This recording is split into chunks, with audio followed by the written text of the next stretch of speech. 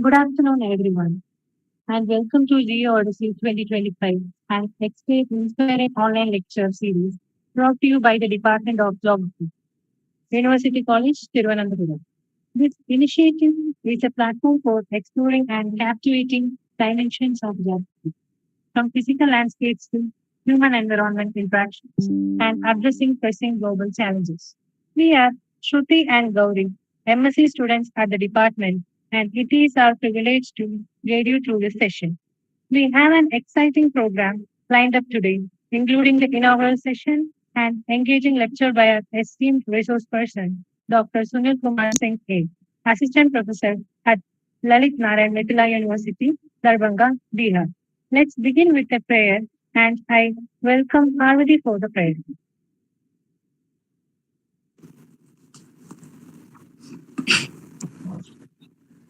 ഈശ്വരാ നിന്നെ അറിയുവാൻ മുന്നിൽ തൊഴുകയോടെ ഞാൻ കാത്തു നിൽപ്പൂ.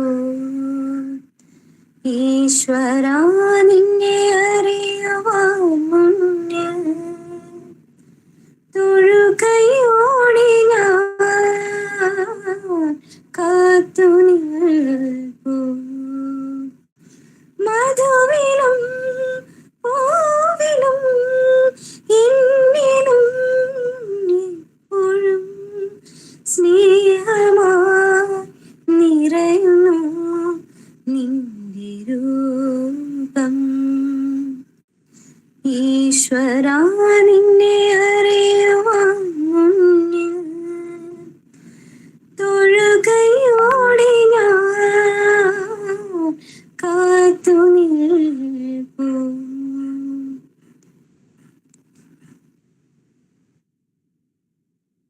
Let's begin the proceedings with a warm welcome address by the head of the Department of Geography, University College, Srimati Divya P. Ma'am.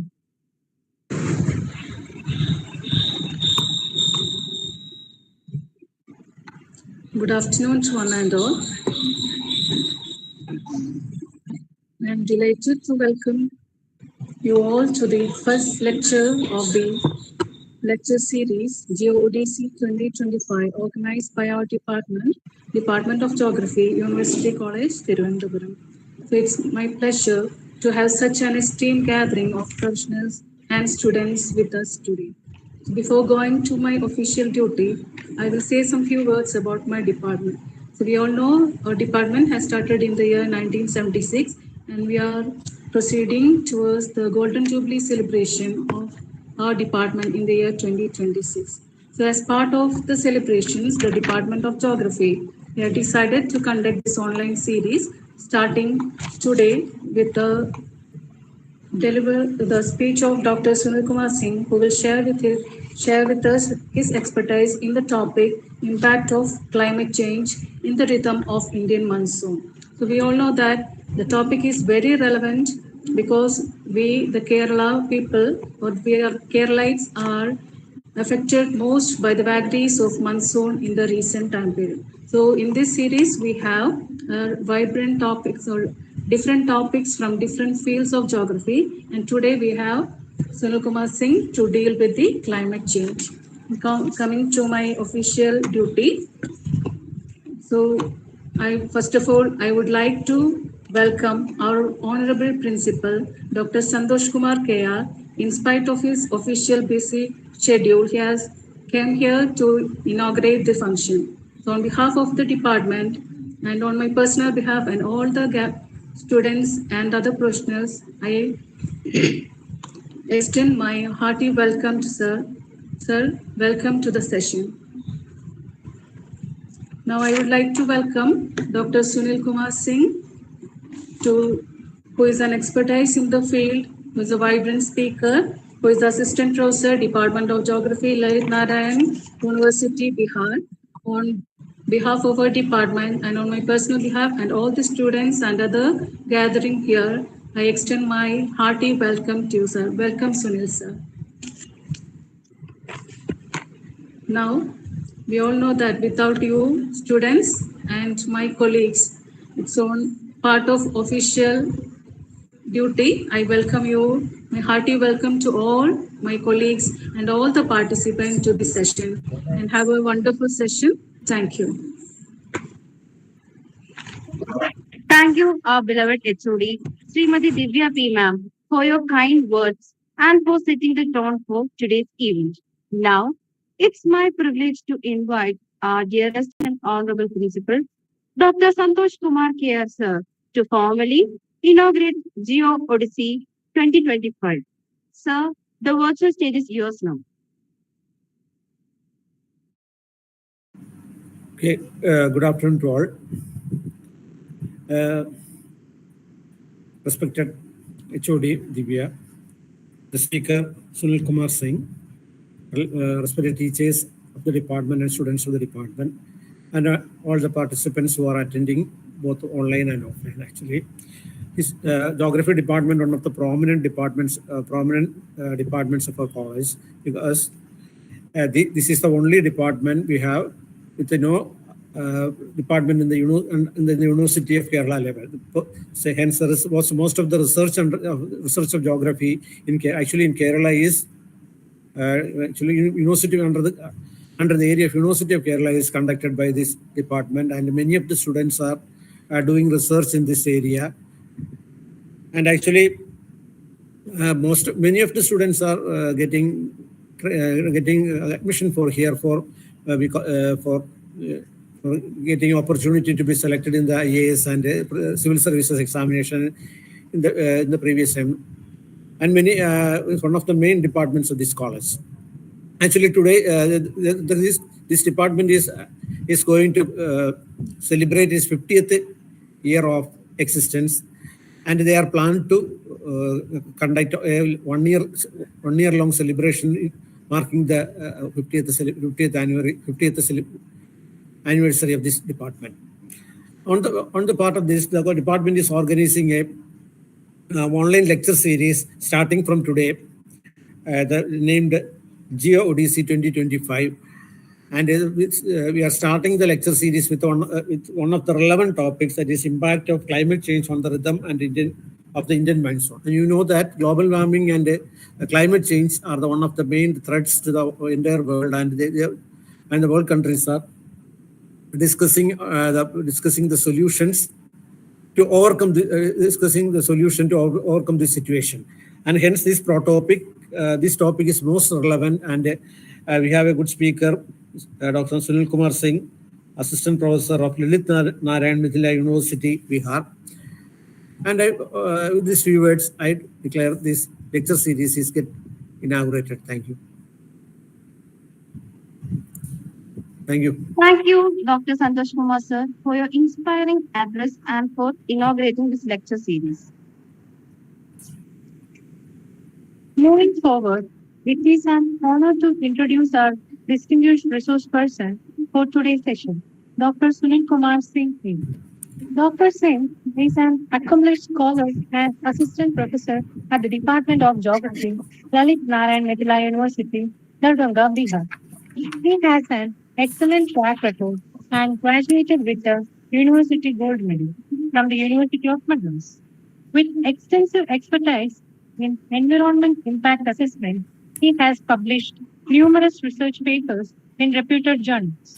After completing his PhD from University of Madras, he worked as an assistant professor at the Central University of Karnataka before moving into his home state of Bihar.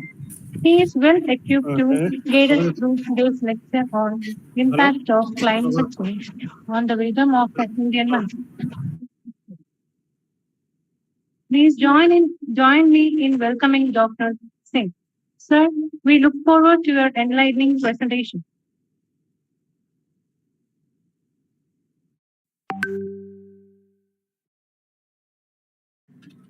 Thank you, Divya. Thank you for a brief introduction. Doctor, at the onset, I would like to thank Dr. Santosh Kumar, sir, Principal, University College, Trivandrum, Dr. Divya P. Ma'am, head of the Department of Geography, Dr. Rubina T.A., and all the participants here for giving me this opportunity to interact on a very relevant topic of climate change and its impact on the rhythm of the Indian monsoon. I hope the class will be entertaining and informative as well as interactive. So I would like the students and the scholars present here to be interactive. It should not be a monologuous class like I speak and you just listen. So if you have questions, you can raise your hand here and I'll try to answer in between also. First, let me share my screen.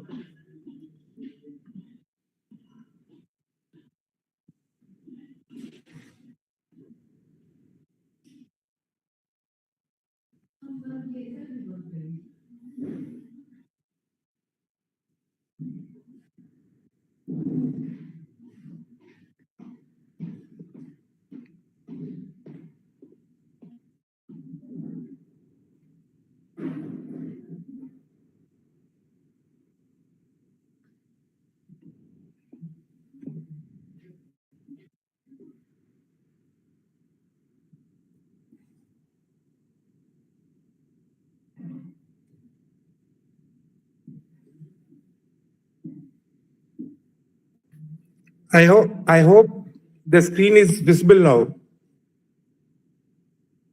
Yes, anyone can respond? Yes, sir. Okay, thank you.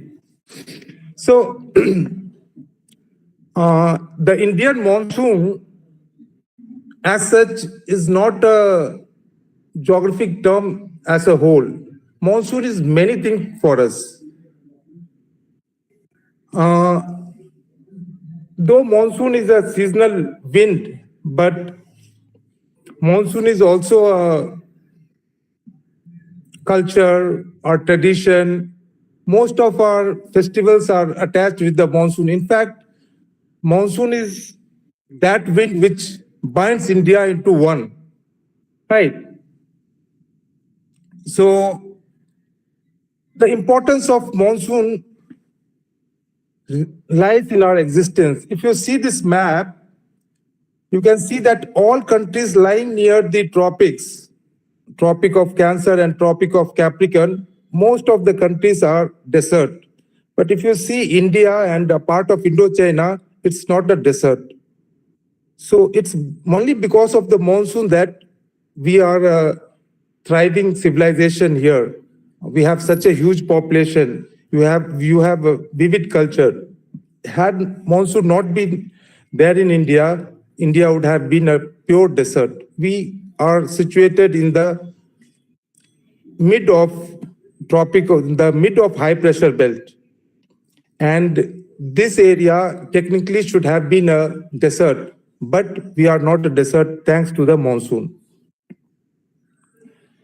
Now, see, when we talk about monsoon, many people think monsoon is a seasonal wind or it is a rainy season. Many people connect it with our culture, that our culture is closely related with monsoon. Being people from Kerala, you people know that monsoon is very much connected to Kerala, but I can assure you that monsoon is connected to the whole of the country. In Bihar, monsoon is connected with Holi. In Punjab also, monsoon is connected. In Assam, monsoon is connected. So monsoon binds us all. So monsoon is our culture. Without monsoon, all cultural celebrations, festivals are more or less bound with the monsoon, either with the onset of monsoon or at the departure of monsoon. Everything has a connection to this monsoon rainfall. You see, many of our pilgrimage is also connected with the monsoon. In Bihar, you have during the Savan season, people from all over the life, they go to a particular temple in Baijnath Dham to offer Ganga water on Lord Shiva. It's a huge, like just now we are seeing the huge amount of crowd in Allahabad for Kumbh Mela. Similarly, every year during the monsoon, people they move to different places to offer different types of offering to the gods. So it is also connected with your pilgrimage. Then monsoon is hope and joy. See, with monsoon, the farmers are very hopeful that if you have a good monsoon, we'll have a very good agriculture. The economics are very hopeful that once if we have a good monsoon, the economic year of the country will be good, financial year of the country will be good, our GDP will grow. It is also filled with joy. When it rains, okay, you get deprived of that scorching heat. People enjoy the rain, children play around. So it's joy and happiness and hope. As well as monsoon also brings disaster. And these days, we associate monsoon more with disaster than with joy in many places. Okay, it brings flood in North India, heavy rain, cyclone in the coastal areas. So monsoon is also a disaster. So monsoon is many things. It's not alone joy, happiness. It's also disaster, right? So knowing more about the monsoon and how the climate will impact on the monsoon is very important.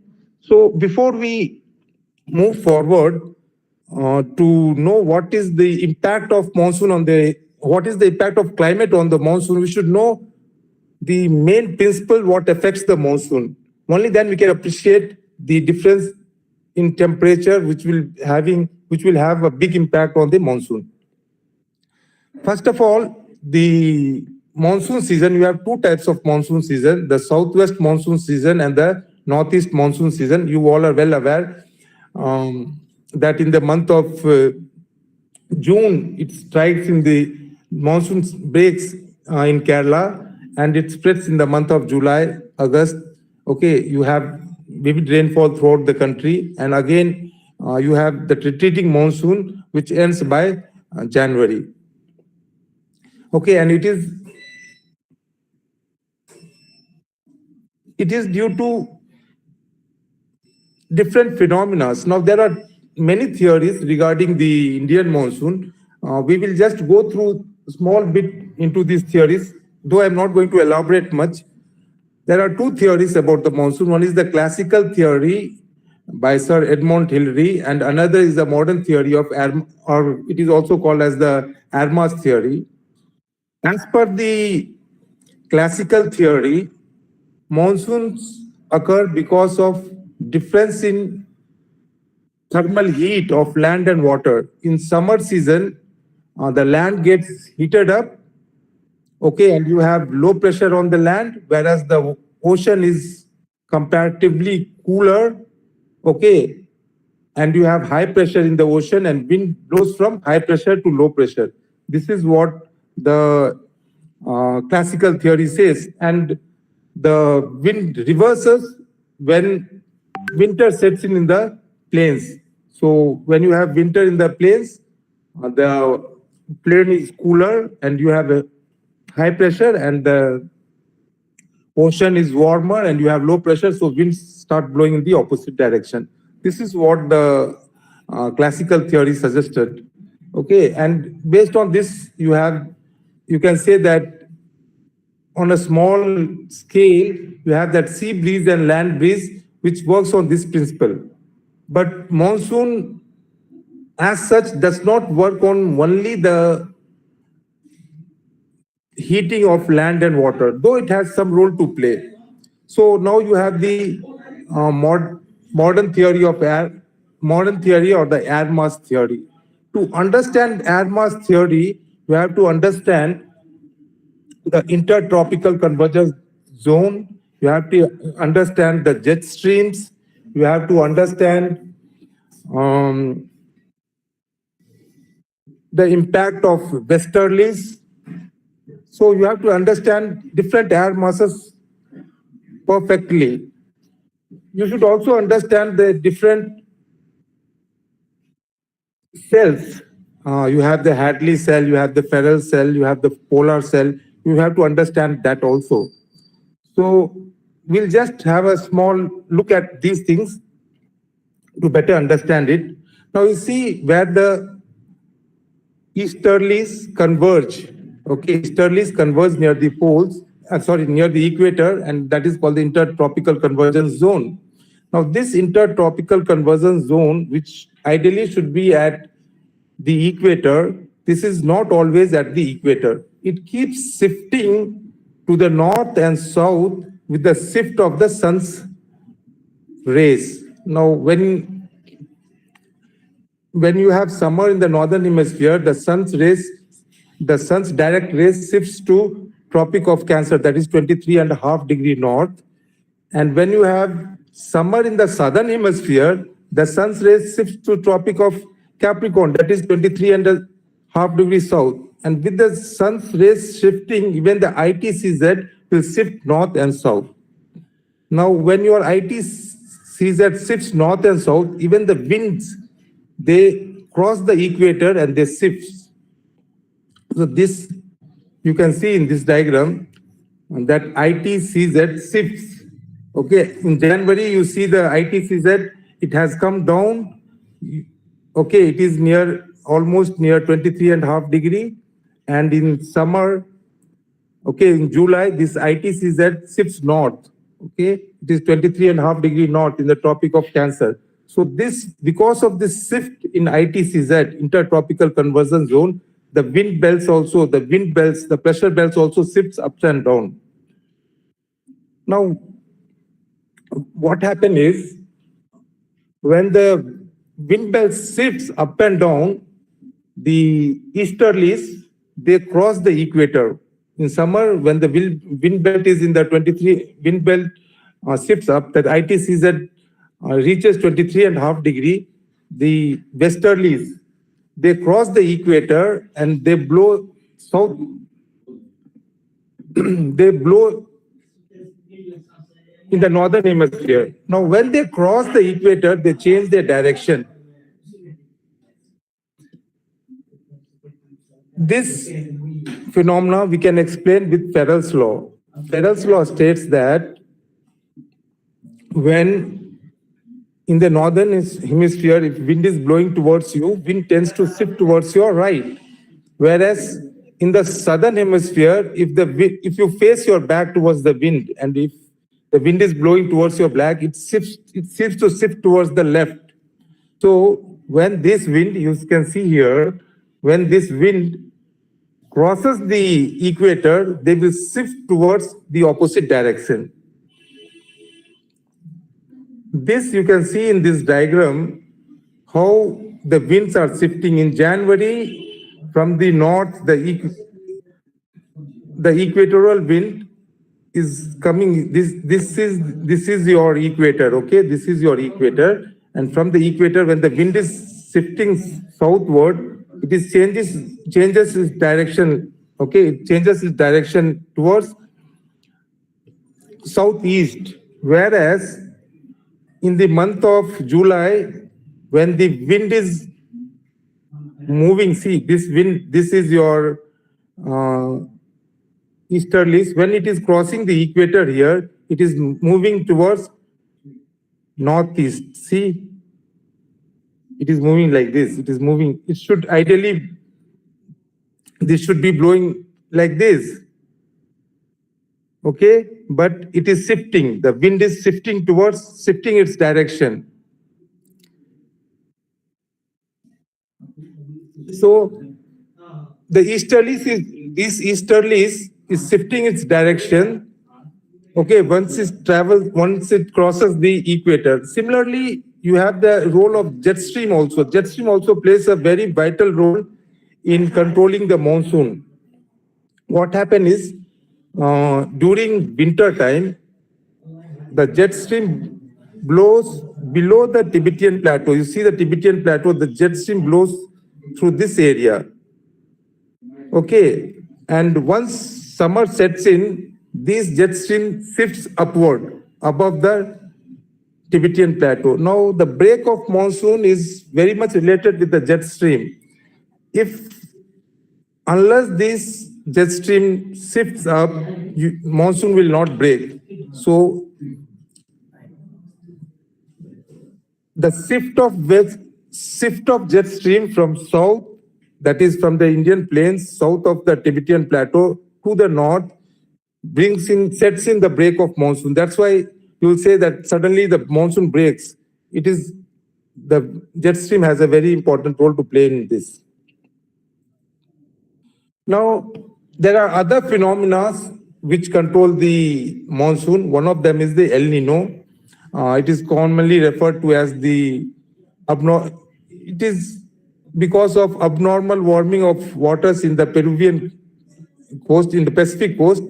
Okay, and because of this current is in South America. Okay, we also call this as Humboldt current.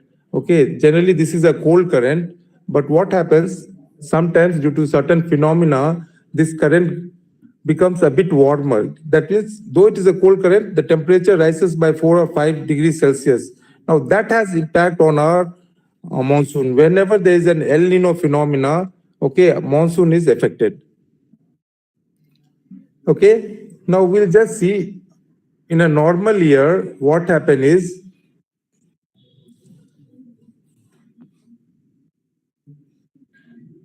this area gets warmer. See this area, okay, this area gets warmer, okay, and this is your Peruvian coast, okay. So this is normal year, okay, okay, wherein here you have the cold current. But in an El Nino year, what happens? This warmer water comes here, okay, and this area gets warmer, okay, and this cold current is affected. Because of this, you have that El Nino effect, okay, and because of El Nino, our monsoons are affected. Now, because of this El Nino effect, the trade wind is affected.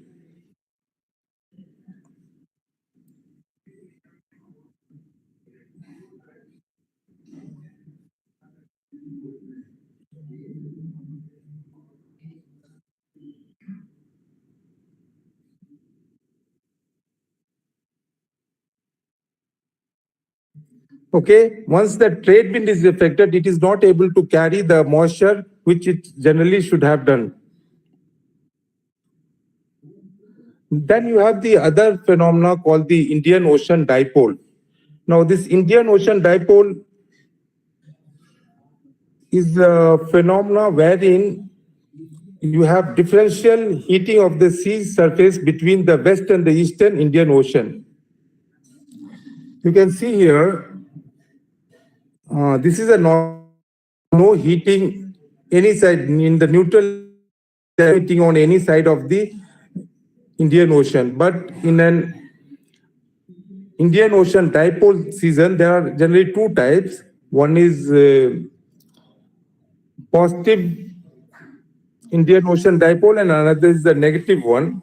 In the negative one, what happens is the waters near the Indonesia and Australia gets heated up, and this it is getting heated up it is because of the westerlies blowing the water away and cold water or warm water rising from the surface. Now, what happened is here, the westerlies is blowing the water towards Australia and the cold water is welling up near South Africa, okay?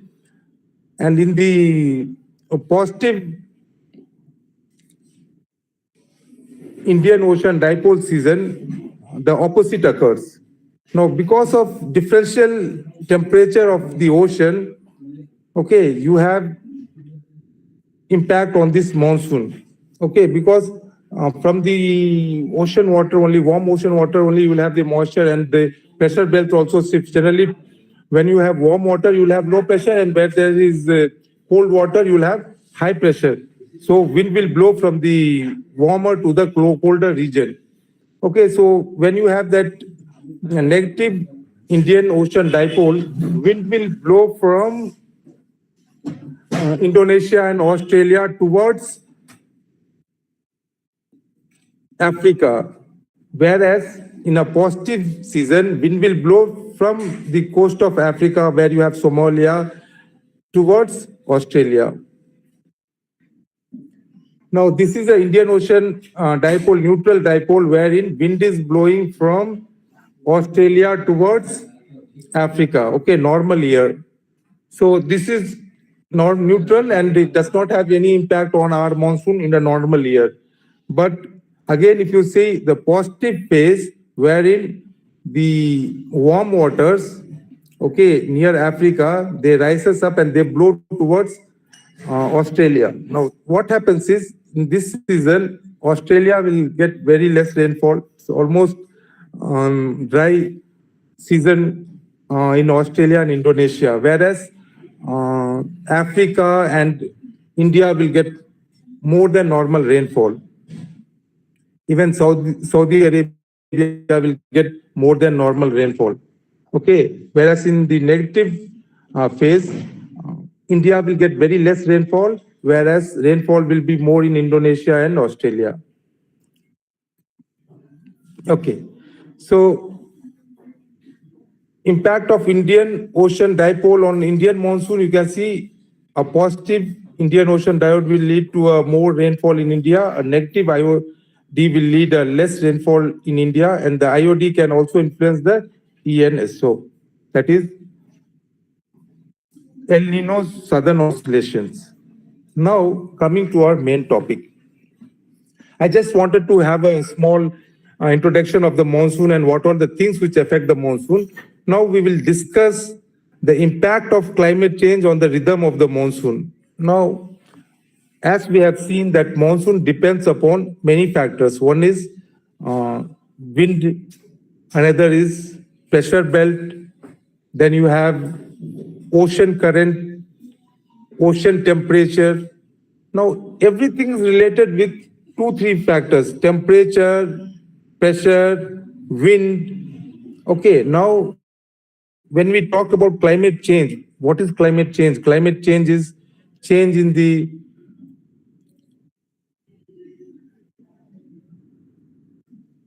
temperature, which is more or less than the normal. What we are observing is increase in temperature, what we call the phenomena called global warming, where there is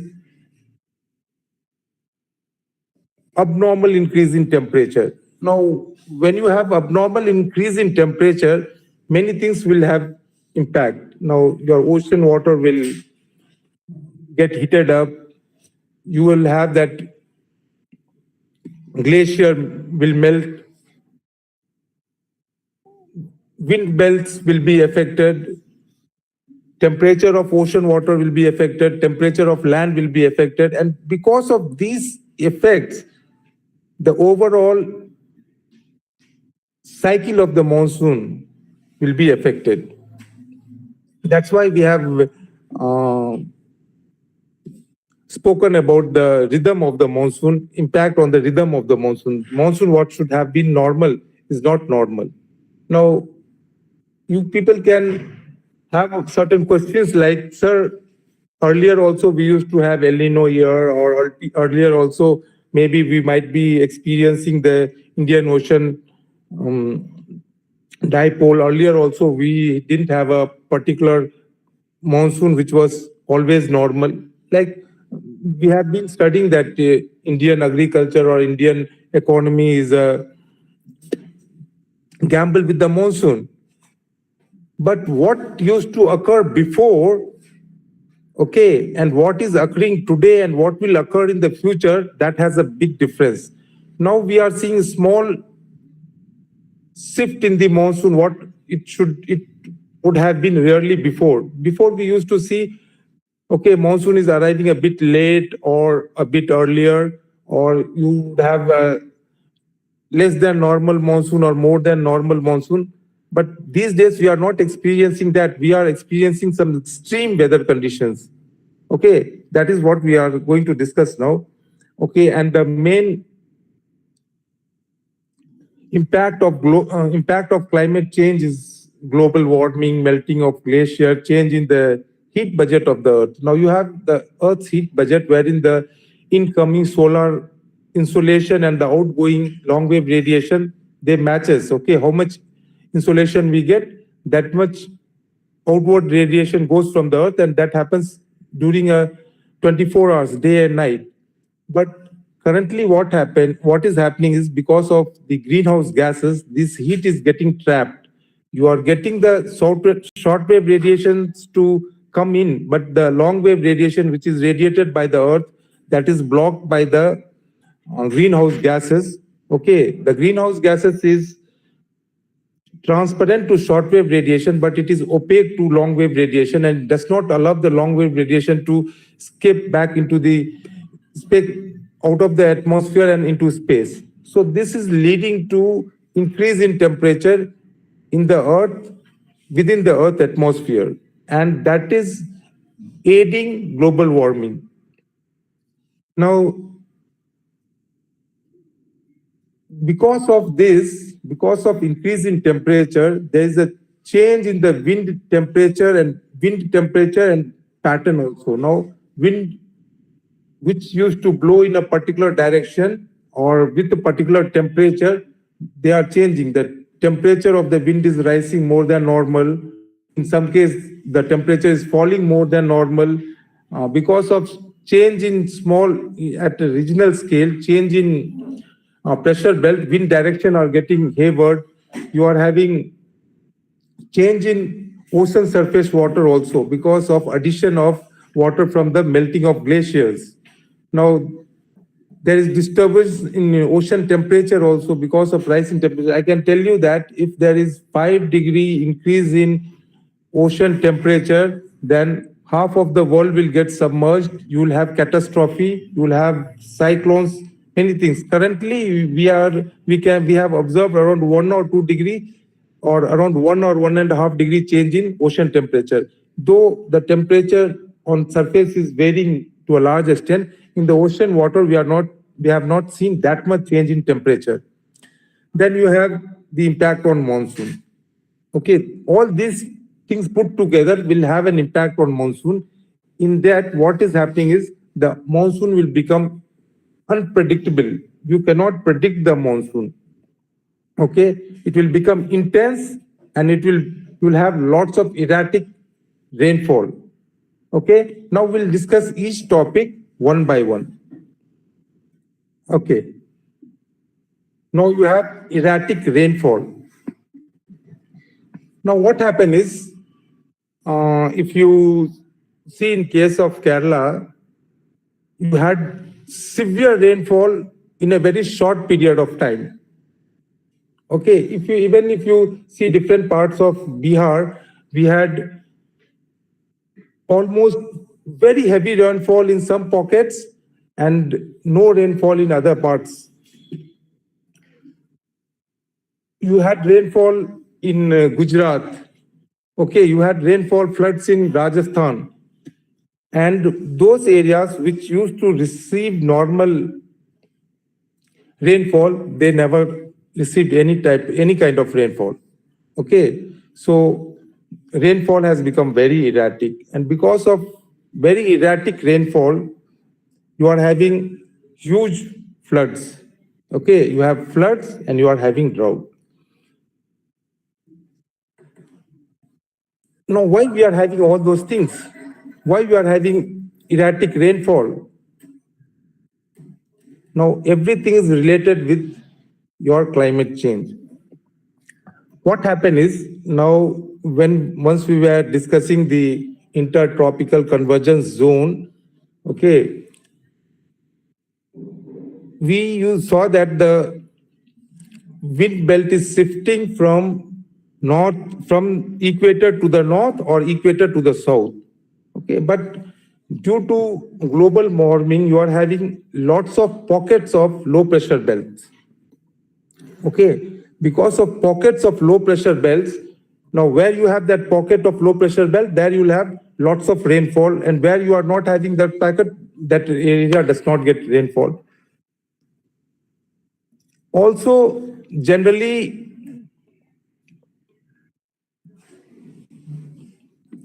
there is more disturbance due to the change in temperature of the ocean also.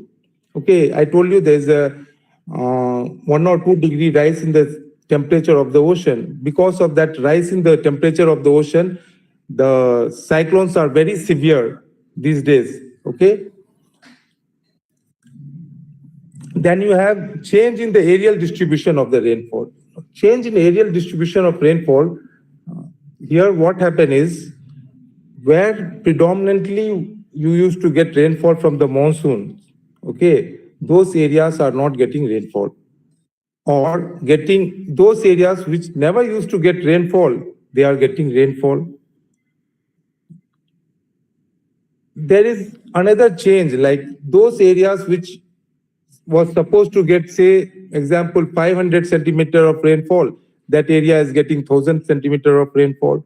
Or that area which was supposed to get 600 centimeters of rainfall, that area is getting no rainfall at all. So you don't know. The meteorological department, Indian meteorological department will say that we are going to have a normal monsoon. Okay, farmers will go, they will sow their crop. But what they see is there is no rainfall in that area. The Indian meteorological department will say as whole the country has got normal rainfall. The monsoon was normal. But on a small regional scale, people will feel, the farmers who are laymen, they have seen there is no rainfall. Then they'll say that the Indian meteorological department is lying, the government is lying. We didn't have any rainfall. How come there is a normal rainfall? These things we are experiencing now. Okay, even there are many audience which are from different regions. They will know that in a particular region, they have seen very heavy rainfall, whereas in a region which is very close by, there has been drought. And this is the impact now we are facing because of climate change, okay, and because of change in the distribution of rainfall which we get from the monsoon.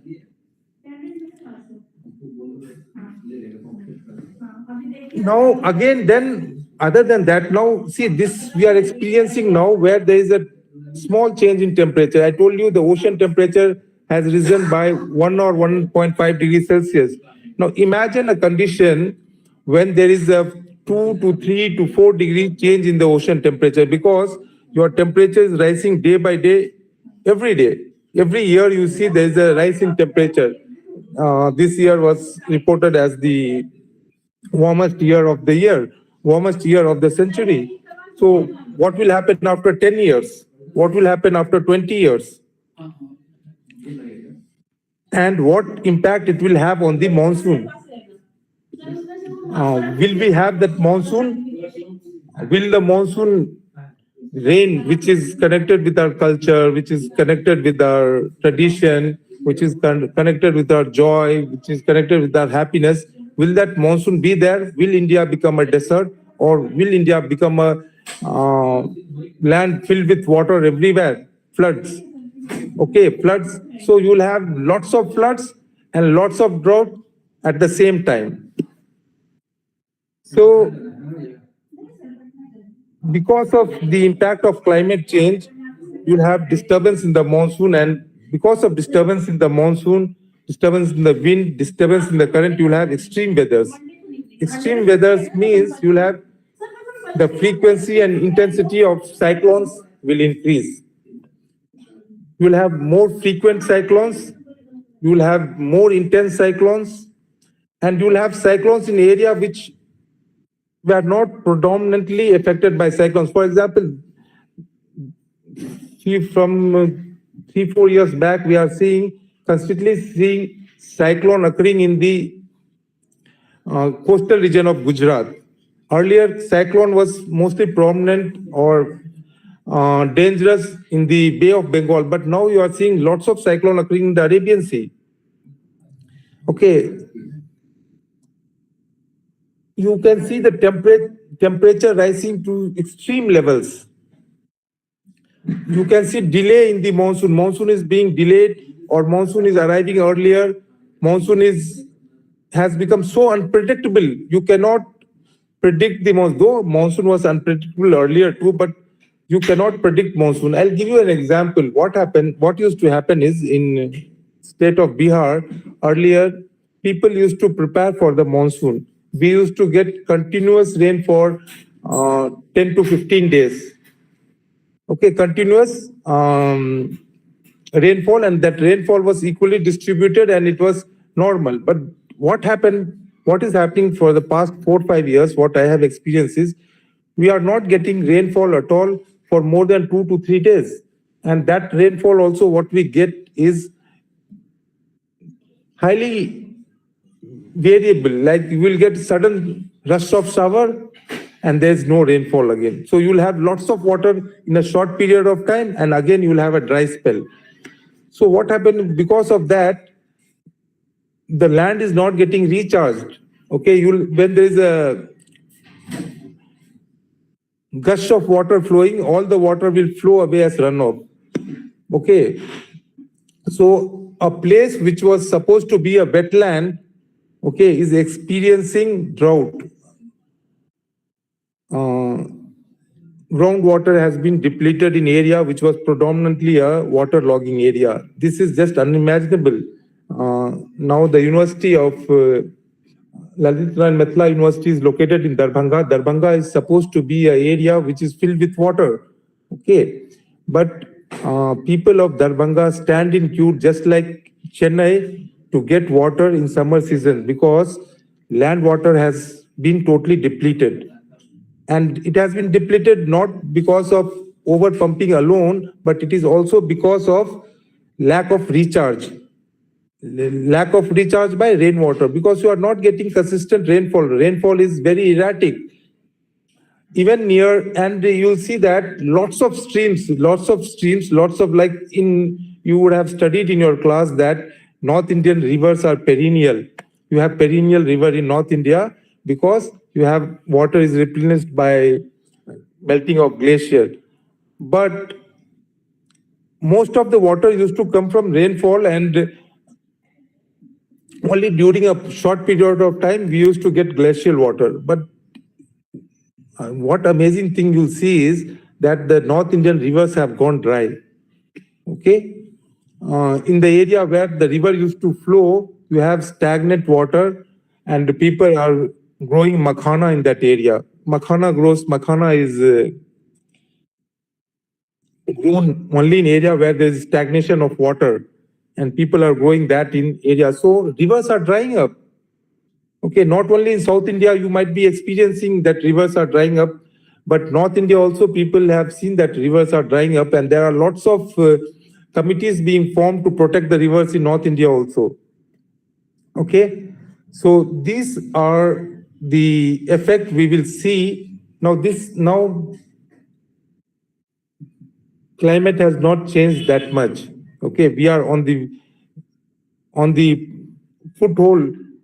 footstep of climate change, where there's a small change in temperature. But what will happen after 10 years? What will happen after 15 years? What will happen after 20 years? Okay, we have to experience that.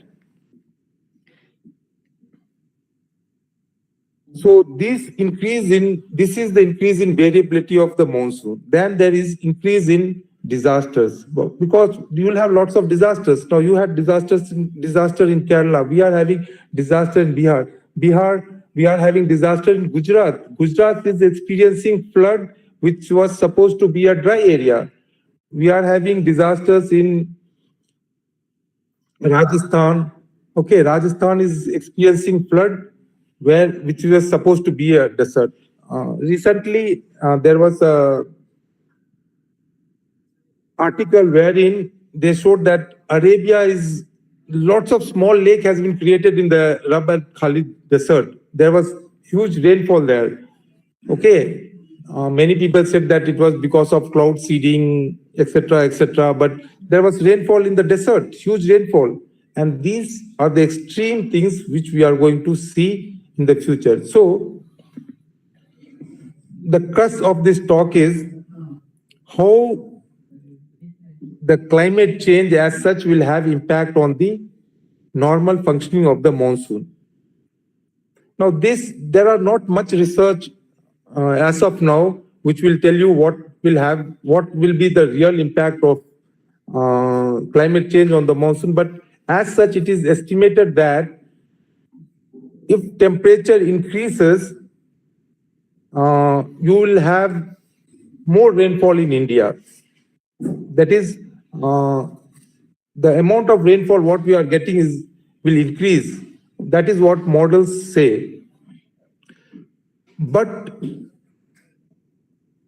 this rainfall, the amount of rainfall might increase, but for the duration of rainfall, for how long we'll get that rainfall, how much rainfall we'll get in a day, that will change a lot.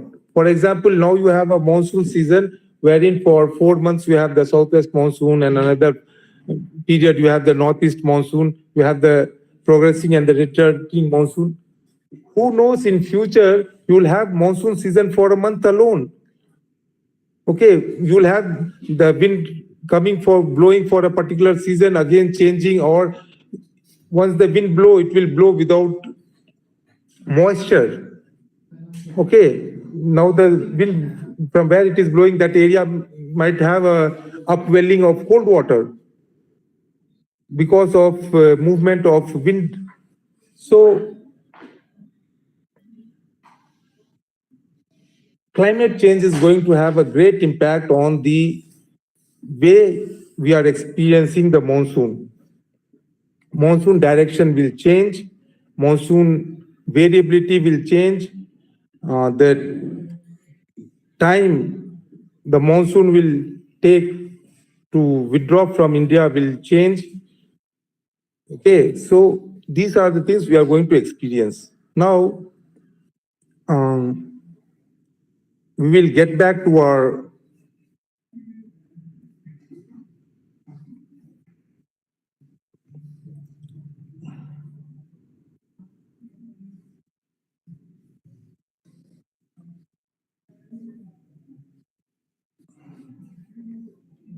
this slide. Okay, and now we will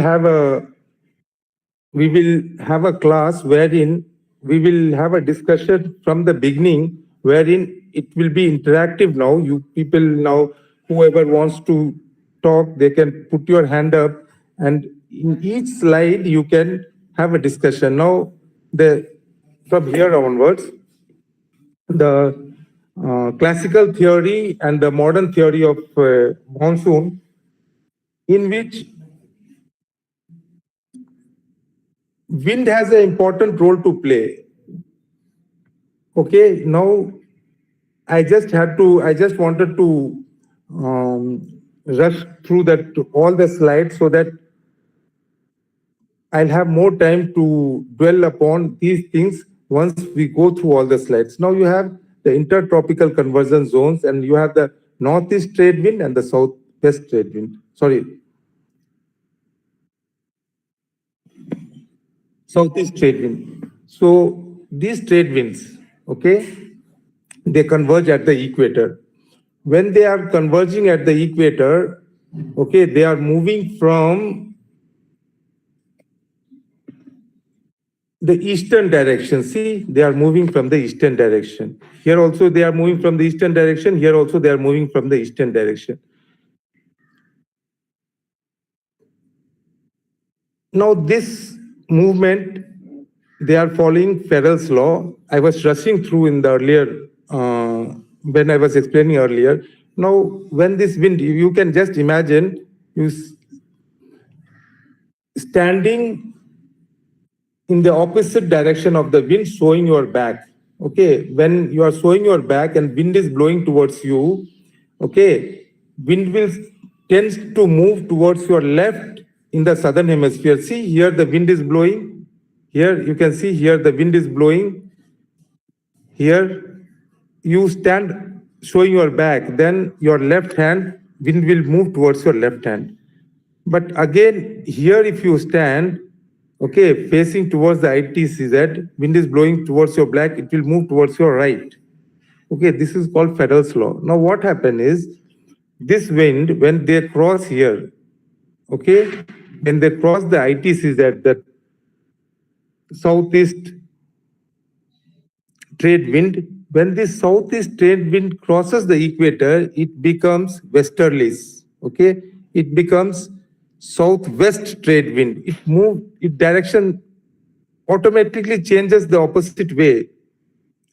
Okay, now imagine this wind, you are standing in the northern hemisphere, okay, facing the northern pole, and wind blowing from the southern hemisphere, from the south. So it will bend towards your right here. Okay, from south it will bend towards here. So wind will blow in this direction. Okay, it will blow in this direction. Now, if you have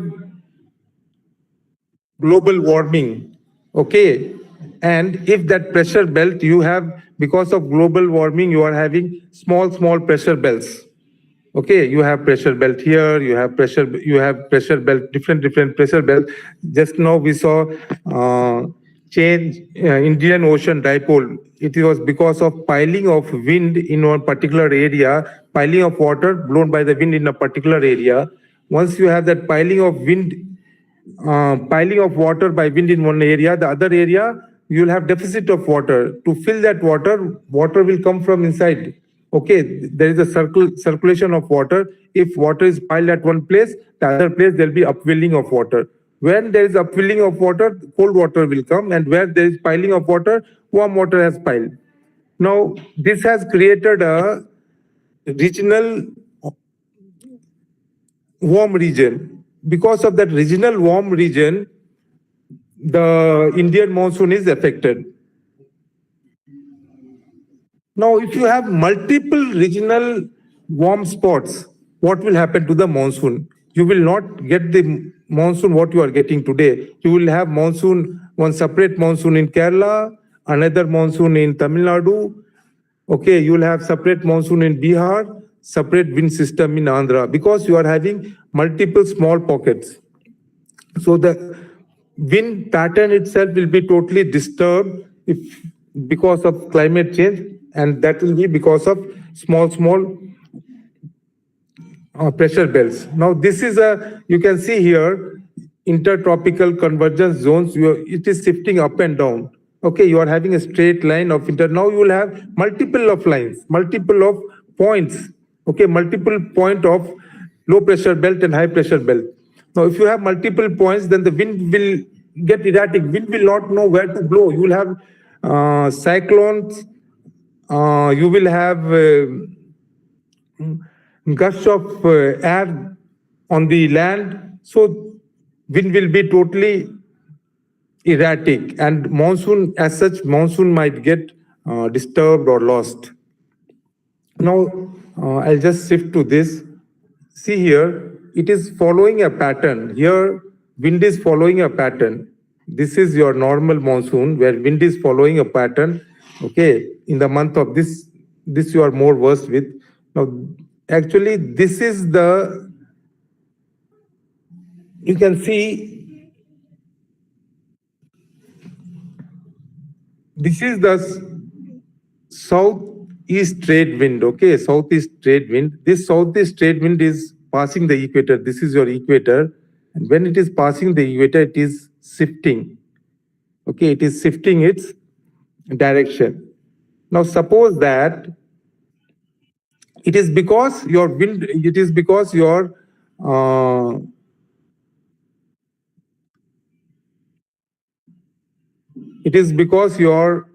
ITCZ has shifted to north. Okay, so wind wants to, that southeast trade wind has moved up, and it will move like this. It will come like this and move like this, because you have your pressure belt here. Now what happens, because of global warming, these wind belts are broken. Okay, they are not continuous. Okay, so what will happen to the wind? Okay, the wind will not know where to blow. It will always blow from high pressure belt to low pressure belt, and you are not having a consistent high pressure belt. So wind will start to blow here and there, and that permanent wind what we are having today, okay, might become seasonal wind. Now, easterlies, westerlies are permanent wind, which blow in a particular direction throughout the year. And you have the monsoon wind, which is a seasonal wind, okay, that also blows for 6 months in a particular direction, another 6 months in a particular direction. But again, that wind which is blowing for 6 months in a particular direction and another 6 months in a particular direction might blow for 1 month in a particular direction, and that too for a very short period of time. So you will have multiple of seasonal winds. When you have multiple of seasonal winds blowing in different directions, then you will have that break in the monsoon as such. Monsoon winds you will not have. Then you see the jet streams. Now jet streams, once there is a shift in the intertropical convergence zone, they shift from the Tibetan southern part of the Tibetan plateau, which is that is in the Indian plains. The wind, the jet stream, they blow through this region, okay, in the winter season, okay. And once there is a change in the intertropical convergence zone, this jet stream which is blowing here will start blowing here, okay. It shifts, and only when this jet stream shifts from here to here, okay, you have that onset of monsoon. Now imagine that this jet stream does not shift. Then I can tell you with 100% guarantee, monsoon will never break in Kerala. The monsoon has great role to play with the jet stream, okay, because here where the jet stream is blowing here, okay, there is high pressure here, okay. If you have high pressure here, wind will not come here, okay. So unless the jet stream blows here, you can never have the onset of monsoon in Kerala. So again, I want to emphasize that climate change, wherein there is a rapid increase. When we talk about climate change, there's only we are talking about increase in temperature because we are experiencing global warming. We are not experiencing ice age. Okay, so there is increase in temperature. Yes, when there is increase in temperature, okay, maybe the jet stream will be erratic. Jet stream will not change its position from one area to the other area. And if the jet stream is not changing its position from, say, from the southern part of the Tibetan plateau to the northern part, you will not have the monsoon at all. It will be a failed monsoon. It will not be a successful monsoon. Then we shift to the El Nino. Okay, now we see that El Nino phenomena is because of abnormal temperature rise, okay, in the ocean. Now, ocean temperature has a role on the wind. Okay. Opposite of El Nino is La Nina, where again you have the change in the ocean temperature. Now you see, we'll just come to normal year and El Nino year. What happened is, again, there is a role of wind here, okay? Now what happens, the westerly wind, okay, it becomes more prominent and it blows stronger. So what happens, there is a piling of water, okay, near the Australian coast. Where there is a piling of water, then there is here you see, you can see this line, here there is upwelling of water. Okay, upwelling of water, when there's piling here there is upwelling of water and that is cold water. So you will have cold current here.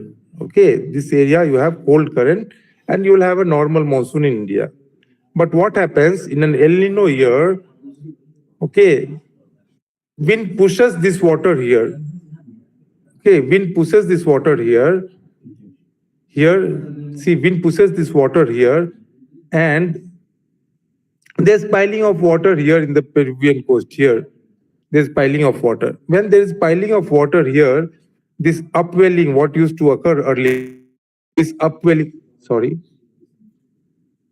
Okay, this upwelling of water is disturbed. So how much cold water we used to get earlier, we will not get that cold water, and this current becomes warmer. This Peruvian current becomes warmer than normal.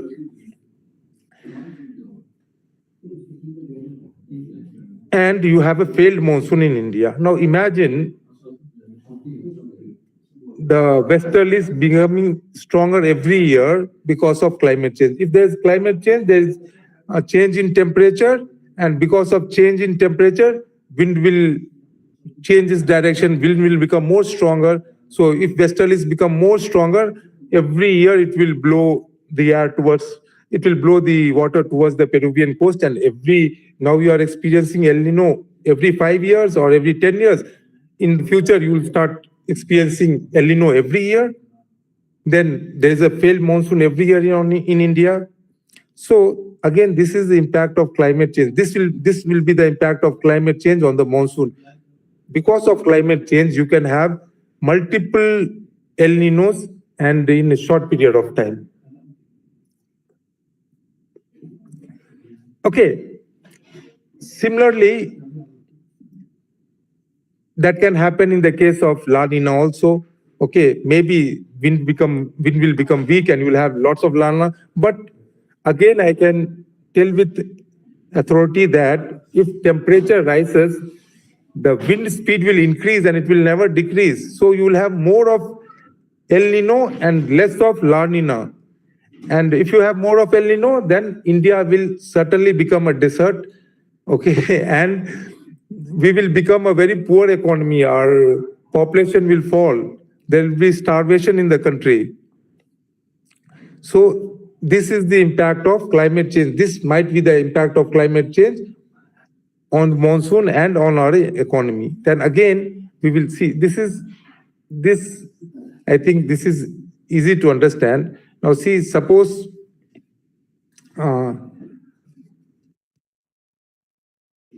normal and weak trade winds, okay, when the trade wind is blowing, okay, when the trade wind is blowing, there is upwelling of water, okay. Upwelling of water means cold water is blowing, so there is a high pressure, okay, and wind is blowing from high pressure to low pressure. See, wind is blowing from high pressure to low pressure. Now, if there is no upwelling of water, there is weak upwelling. So weak upwelling means there is change in the pressure itself. When there is a change in the pressure, okay, where there is warm, there will be low pressure, and wind will rise from low pressure and go to the wind will, here you have the high pressure, wind will rise from high pressure and go to the low pressure area. Okay, so again, if you have a weak trade wind, then there'll be anomaly in the distribution of pressure and upwelling of ocean water also. And this is very much related to climate change. So climate change has its role on the direction of the wind. It has its role on the upwelling of water from the ocean, because the wind will blow. If the wind is strong, it will blow the water from one area to the other area, and it will pile the water at one area. Where there is piling of water in one area, then there is upwelling of water in the other area. That cycle will be disturbed because of disturbance in the ocean, disturbance in temperature. Similarly, with the Indian Ocean dipole, we have discussed earlier also that Indian Ocean dipole is also because of piling of water. Now, what happened is here, the westerlies, okay, they blow the air, they blow the water from here to here, okay. Once the water blows here, there is a huge accumulation of water here, and there is upwelling of cold water here. Now, if there is an upwelling of cold water, this area becomes warmer, and there is a low pressure here. Whenever water gets warmer, you will have low pressure. Okay, and if the water is colder, you will have high pressure. So again, from high pressure wind will blow towards the, wind will blow from high pressure towards the low pressure, and here you will have lots of rainfall. Okay. Now again, this phenomena you are seeing, that Indian Ocean dipole, it is only because of impact of climate change. Earlier, this Indian Ocean dipole was not reported more. Okay, I have not seen any literature reporting about the Indian Ocean dipole. This has been a new phenomena where it is affecting our monsoon. So in a nutshell, I'll just quit this. In a nutshell, what we can say is climate change is going to have severe impact on our monsoon. Okay, it is going to either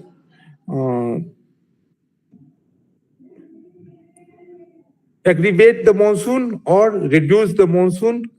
It is going to change the direction of the monsoon. It is going to change the time period of the monsoon, for how much time period monsoon will be blowing. Okay, and it is going to change the spatial distribution of the monsoon, in which area the monsoon rainfall will, you will have that monsoon rainfall. Okay, you will have lots of floods, you will have lots of droughts, you will have chaos all over. Okay, so what we have to do is we have to plan for it. Now, can we change this? Can we stop this climate change? Okay, the question is, if we all try collectively, we can. But are we all trying collectively? Okay, climate change is like one person, if they try to control climate change, I don't think it is possible. Yeah, we all can contribute. We all can contribute a bit. We all can start reducing. We all can start practicing sustainable development techniques. We all can start practicing 3 R's: reduce, recycle, reuse.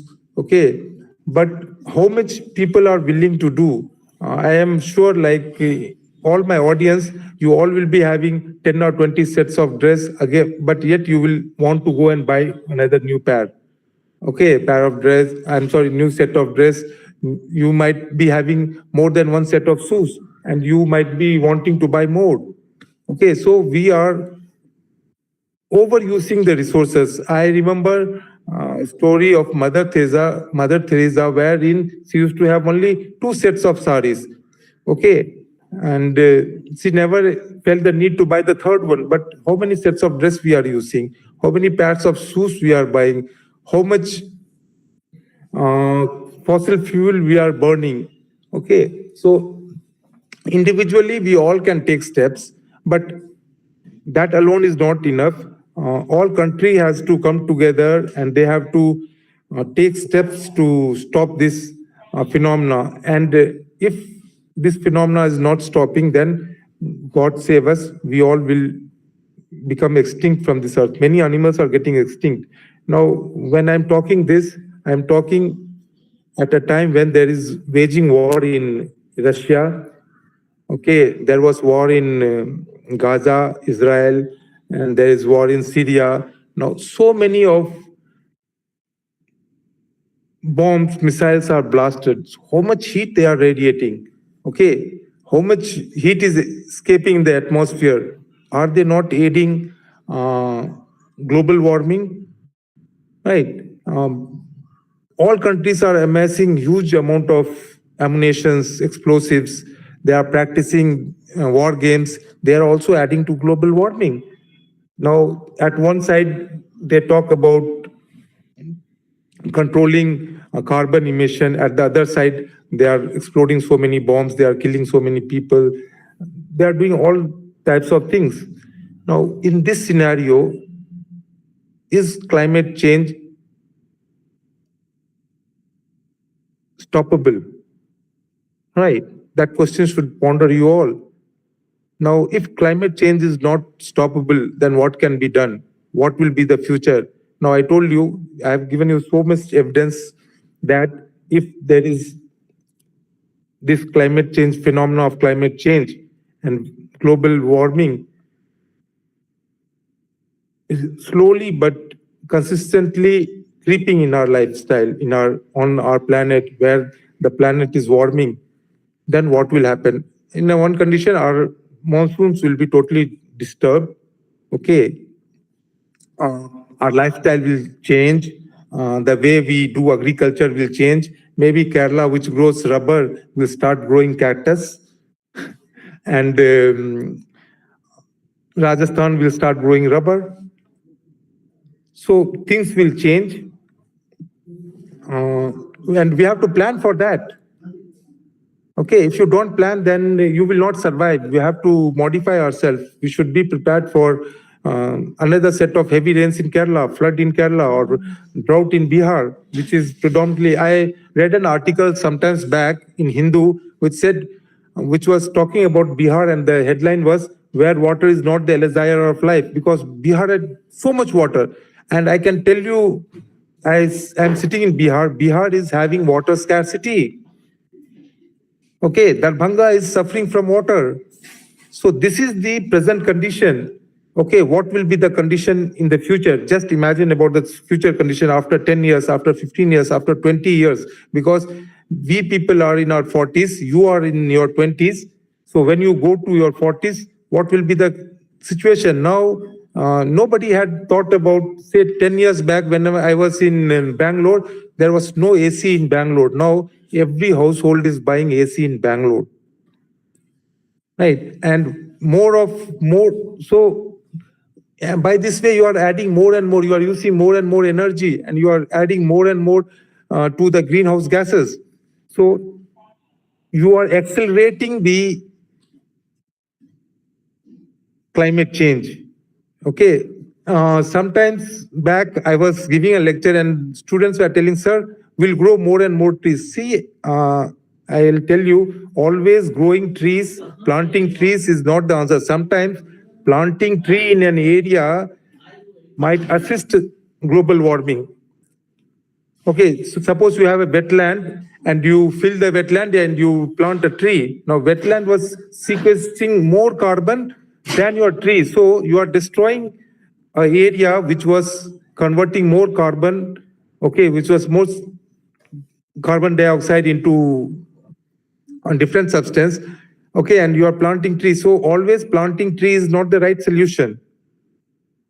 Okay, so just to wind up, okay, I think just like the erratic monsoon due to climate change, here because of some climate change, I was also very erratic, and I wanted to be erratic because this is what you are going to get. This is what you are going to face in the future. Okay, so now I think we are open to questions. If you have questions, you can start asking. Thank you, Dr. Singh, for your detailed and insightful lecture. Your expertise has truly broadened our understanding for this crucial topic. Now, the floor is open for queries and clarifications. Please introduce yourself and post queries.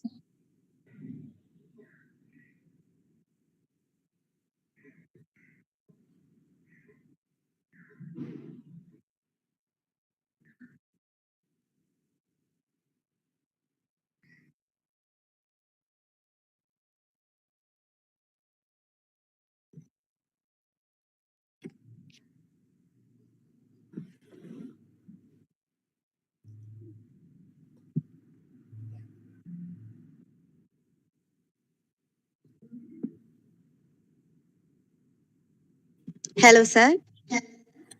My question is, how does climate change affect the thinning of the Indian monsoon? How does climate change? Pardon me, can you repeat your question? How does climate change affect the thinning of the Indian monsoon? Yeah, that's what we have been talking all around. See, climate change will increase your temperature. Once your temperature increases, your pressure belt will change. Okay, your ocean temperature will change. The wind, what you are seeing, normal wind blowing, and the speed of the wind, that all will have the impact on the Indian monsoon. So maybe in future, because of climate change, you will not have monsoon, or you will have very heavy, severe monsoon, or you will have very erratic monsoon.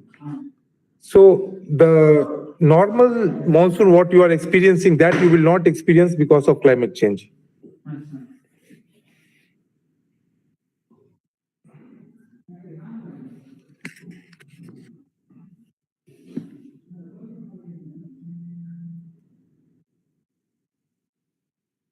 Hello, sir.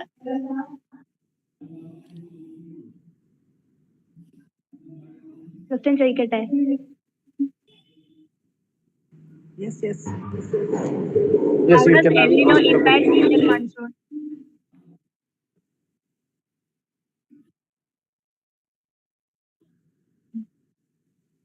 How does El Nino impact Indian monsoon?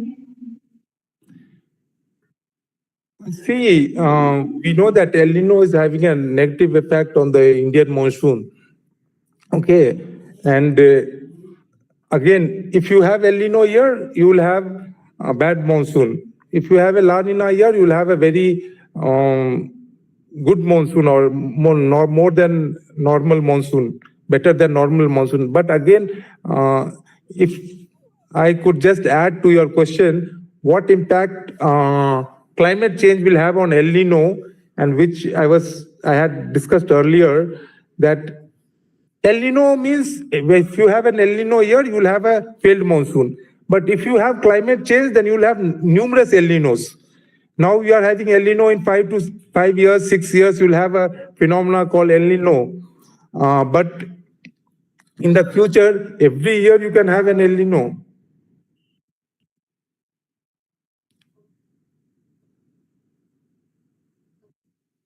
Yes, hope I have answered your question.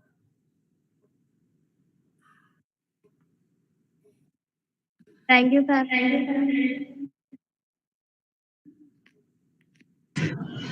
Hello, sir.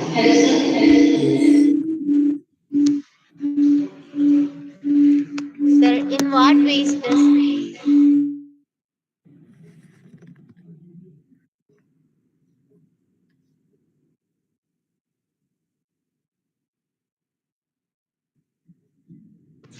Hello, sir. Yes. Sir, in what ways does a changing monsoon rhythm affect agriculture in India? Certainly, it is going to affect. You will have. This is not only it will affect, but it is affecting now. I see that if you don't know when it is going to rain, how much it is going to rain, how will you grow a particular crop? Okay, if you know that this time you are going to have a good rainfall, you will sow paddy. But you have sown paddy, but you will not get rainfall at all. Then what will happen to your paddy? Okay, so it is going to affect everything. It is not only that it is going to affect agriculture, it is going to affect your economy also. If you have erratic monsoon, if you have unpredictable monsoon, then you cannot have good agriculture. It is going to have a negative impact on your agriculture.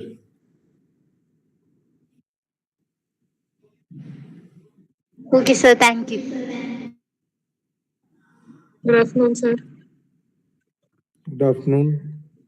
Sir, could you suggest some measures that we as an individual can take to decrease the impact of climate change? See, that's what I had been talking. Like individually, you can practice sustainable development. You can reduce the intake of resources, what you do. You can reduce the intake of water. You can reduce the intake of different kinds of resource. Okay.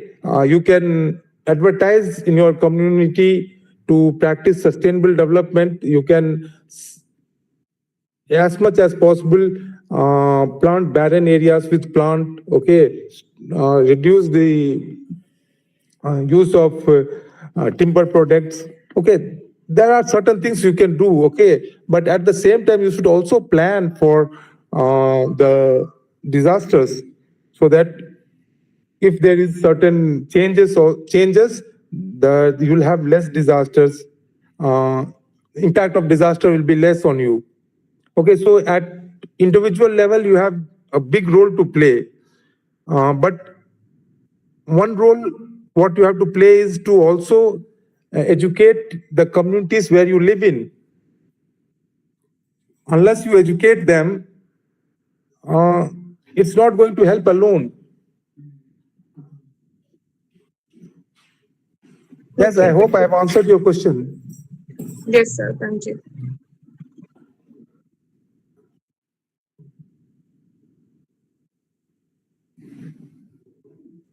Sir, can we make this climate change favorable for human beings?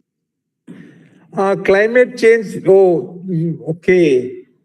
I don't know how can we make climate change favorable because, see, we as human beings have evolved on Earth uh, with the present condition of Earth, where you have a temperature of say around 18 to 22 degrees, which is most livable way.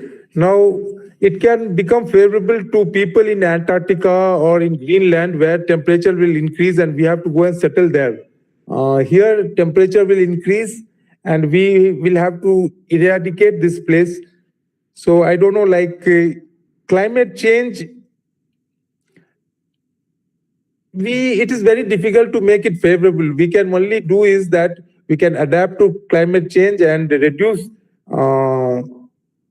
the current rate of increase of temperature. Because when I talk about climate change, it is change in the normal climatic pattern what we see today. Okay, there is abnormal change in that. And again, there might be many people around, I don't know, they are not asking questions. Climate change has been happening through geological time. Earlier you had glacial ice age, you had ice age, okay, and you had multiple ice age. But now what we are going to see is too much temperature, okay, too much temperature, which will not be conducive for human to live on Earth. Okay, Earth will become as hot as a fireball. Now, if you have, say, can you live in a temperature of 60 degrees Celsius? Can you make 60 degrees Celsius favorable for you? That is a question mark. If you can survive, okay, you can do something and make 60 degrees or 80 degrees favorable for you, then it is fine. But as of now, or in the present scenario, I don't think we can make it favorable for us. Okay, thank you, sir. Thank you. I hope the queries are clear. So, to officially close today's session, I now invite the coordinator of this lecture series, Dr. Rubina T. A. Ma'am, to deliver the vote of thanks.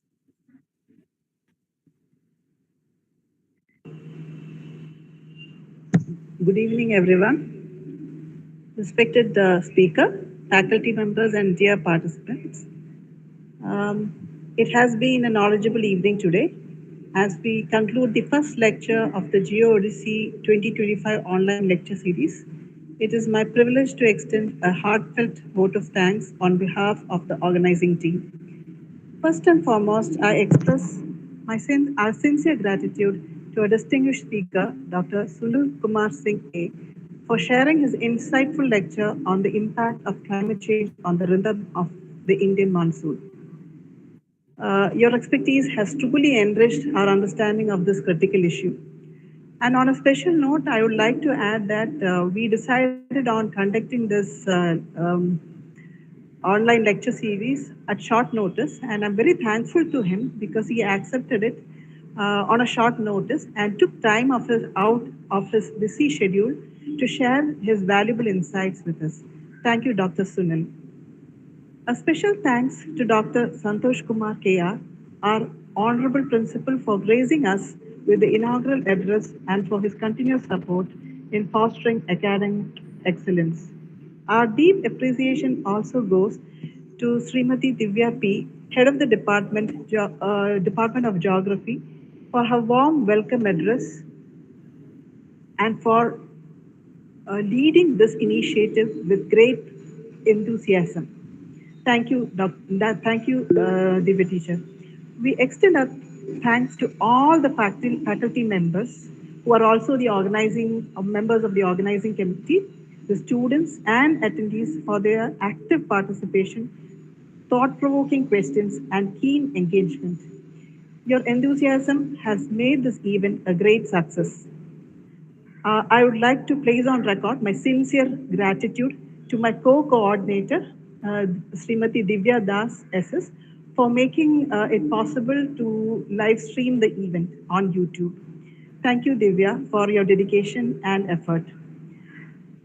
Thank you all once again for being part of Geo Odyssey 2025. And I'm also thankful to all the MSc students and the PhD research scholars who have helped me with the technical work. We look forward to more such enriching discussions in the future. Wishing you all a wonderful evening ahead. Thank you. Thank you.